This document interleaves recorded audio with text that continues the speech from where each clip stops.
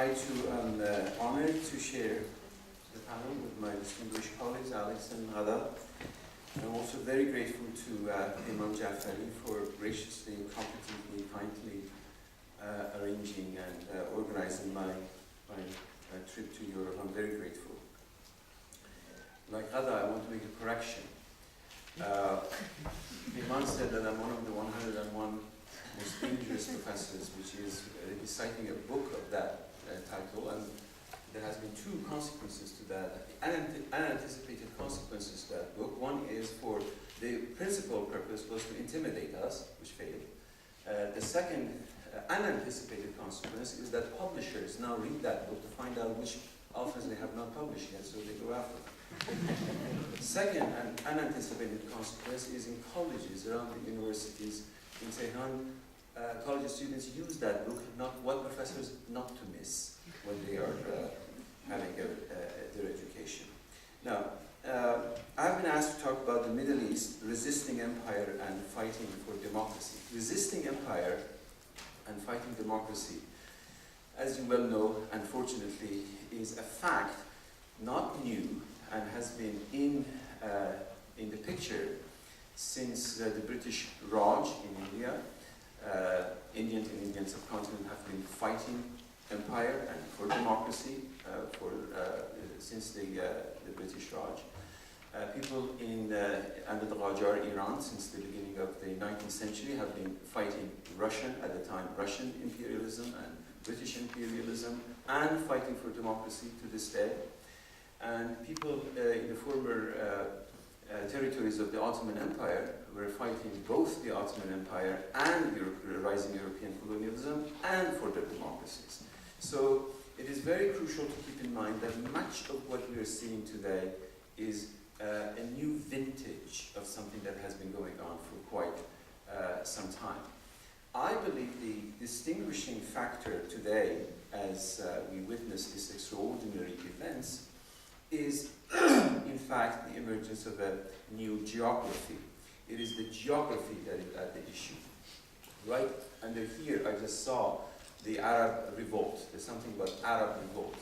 The term Arab Revolt itself is both revealing, because the fact is that from Morocco to Syria, from Bahrain to Yemen, you have this uprising, and it is extraordinarily significant event, because as the United States, as Alex just mentioned, tries to micromanage Tunisia and Egypt, going to Egyptians and saying, yes, of course you had a revolution, congratulations, how splendid. However, keep in mind that all your generals, 3 stars up, are part and parcel of our general. Your army, our army, we're all friends, and let's move on. And there are many Mubaraks lurking in the upper echelons of Egyptian army waiting to come out. And then Secretary Clinton goes to Tunisia and tells them, we're here to help you yet again incorporate into neoliberal economics.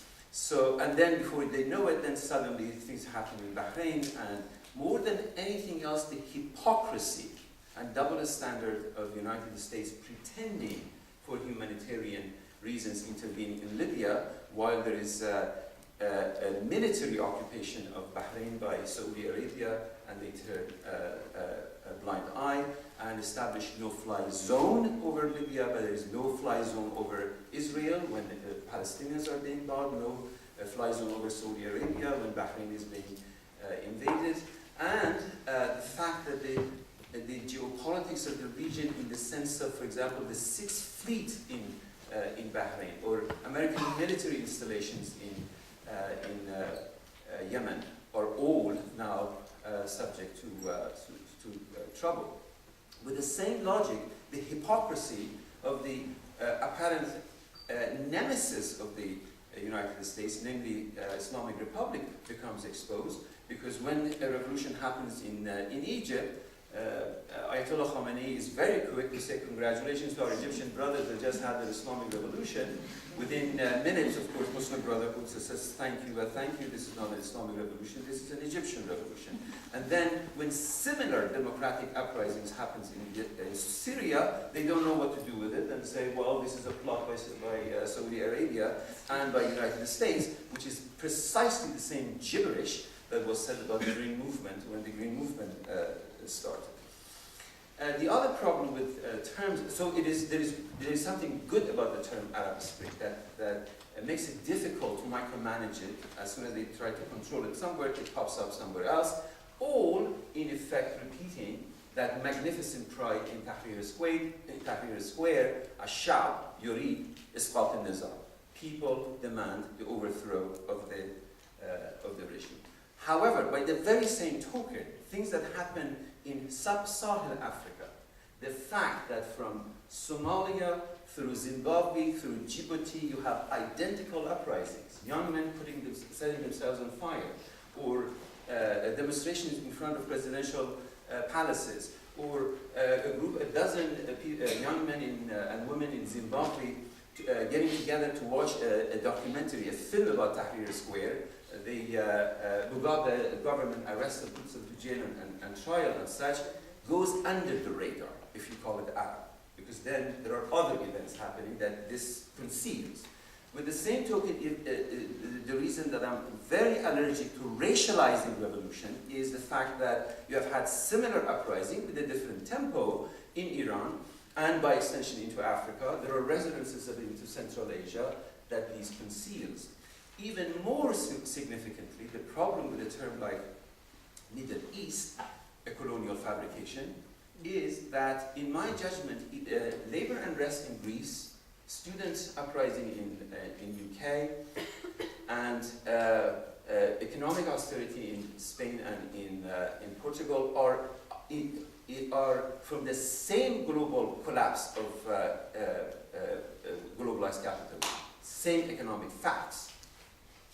And as a result, if you continue with the inherited geography of North, South, and East and West, and the Middle East and such, if this received colonial constructs do not begin to melt away, we will not recognize the fact that the crowd control that we witnessed in the Islamic Republic for 2009, in terms of how the security and intelligence apparatus controls the crowd, were actually learned from anti-globalization, the police technique in anti-globalization demonstrations in Seattle, and subsequently in anti-war demonstrations both in Europe and in the United States. The same police techniques for controlling the crowd that was perfected in Seattle, in New York, in London, etc., are now used by Islamic Republic, and now they are teaching their Syrian brothers as well to control the crowd. There is a globality to this uprising. This is my point.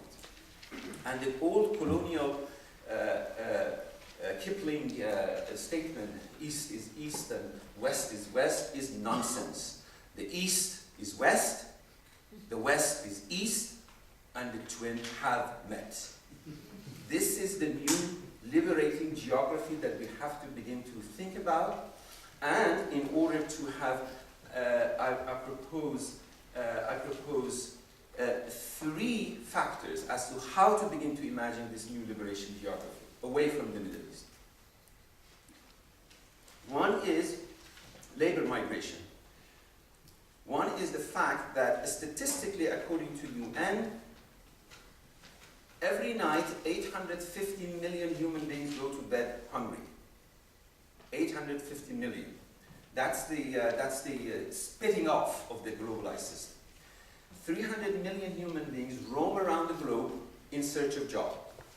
Now, some of them happen to be Muslims, and it is extremely crucial to keep in mind that European and American Islamophobia is a ruse, is a decoy, is a xenophobia that it is instigated by the right-wing political parties in order to divert attention from the real issue, which is aging European population and labor migration. So number one is the question of labor migration, whether it is from Latin America into North America, or whether it is from Africa, from South Asia, or from other places into Europe. Behzadi Ahmadian, our colleague, comrade, has a fantastic essay apropos the uprisings in North Africa. It's called The Spectre of Black Europe, that will that addresses this issue. And people like Gaddafi and his son, Saiful Islam Gaddafi, doctorate from your own LSE, know this, and this is how he warns Europeans that if we go, namely the Gaddafi goes, you will have these blacks, I'm quoting him, in Lampedusa and Crete and so forth. Number two, other than labor migration, is demography. The same statistics that we have in Islamic Republic, in Iran, 80% under the age of 40, 70% under the age of 35, 50% under the age of 25, you have the same demographic statistics in the Arab and Muslim world. And as I said in an interview back in July 2009, if I were somebody in position of power from Morocco to Syria, I would watch the events in Iran very carefully, because it is not only the Iranian kids who are on the internet and have had it up to here with the obscenity of this octogenarians ruling over the destiny, and you will have revolts on your hands because of this demographic phenomena. These demographic phenomena are global, and as a result, the manifestation of it will be equally global. The third factor in imagining the new geography is environmental catastrophes. A la BP environmental catastrophe in the Gulf of Mexico. Now, BP has had a triple transmutation of its acronym. When I was a child in southern Iran, we were told, because BP was one of the principal oil companies behind the coup of 1953, I was born in 1951, we were told that BP stood for Benzine Pars. Persian oil. And then, subsequently, in the late 90s and 2000s, in the subway of New York, there were ads for BP, and this time BP stood for, are you ready? Beyond Petroleum. How environmentally splendidly conscious they are, and how they're into reducing gas emissions and this and that, and then Gulf of Mexico happened. Now I don't know what BP stands for. And then the horror of nuclear catastrophe in Japan, in Fukushima in Japan, which requires, in imagining the new geography of revolt, for us, by the way, there's another thing that is bothering me here, the return of Marx. I never know the brother left, I don't know when you know Alexander? He was always here.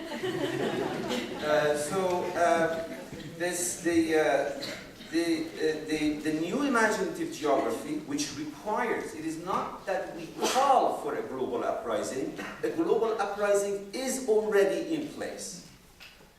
Our friends, colleagues, and comrades, Negri and Hart, were wrong in assuming that there is no horizontal connection between the uprisings in various geographies. The connections are already there, they're right in front of our eyes, but we have to learn how to read them more effectively.